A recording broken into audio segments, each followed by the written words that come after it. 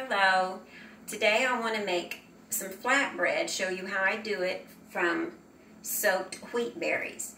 So I have a bowl of wheat berries here, and I let them soak for 2 days in water on the cabinet, and it kind of started making bubbles, and you could just tell it was fermenting a little bit. And now when you look at it, I'm not sure if you can see it good, but there's a few little strings coming from these berries, and if you mash them, the white comes out. That's the protein and the gluten, the nutrients in the wheat berries. And so you let them soak, and the fermenting makes them more bioavailable for our digestion system and easier for some people who have trouble with gluten. And I'm not saying this is for a celiac person that is gluten sensitive, but for those that don't really have trouble with it, you can eat it a lot better if you've soaked your berries. And so I have drained the water off, and now I'm going to mash them. And for the sake of this video, to save time, I'm going to use my nutribullet, so it'll be faster. So I'm going to blend these up, and I'll show you what the dough looks like after that. Okay, so now I blended it up in my nutribullet, and it looks just like whole wheat bread dough, basically. A little bit thick, gooey. You can tell it just looks like dough. And I added about a tablespoon of oil, and I added maybe a half teaspoon of salt to that amount that you saw I had in the bowl. So I blended that all up, and it made it like this dough. And so I am going to put some in my skillet, and I'll cook it and turn it over and let you see what it looks like. But I'm just going to cook it kind of like a tortilla.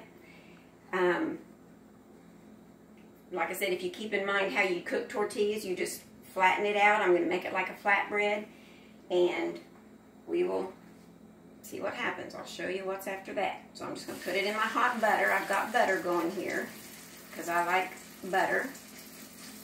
And just flatten it out. However, I mean, you can do it thick if you like, but I'll try to flatten it out some here. And we're going to let it fry till it's brown. Like I said, like tortillas, just kind of fry it till it's brown enough. So if I can get that smooth there. And then I'll show you what it looks like when I turn it. Okay, so I've turned it over. You can tell it's just golden brown there. Kind of a funny shaped flatbread, but I don't worry too much about whether it's in a perfect circle. If you want to do that, you can.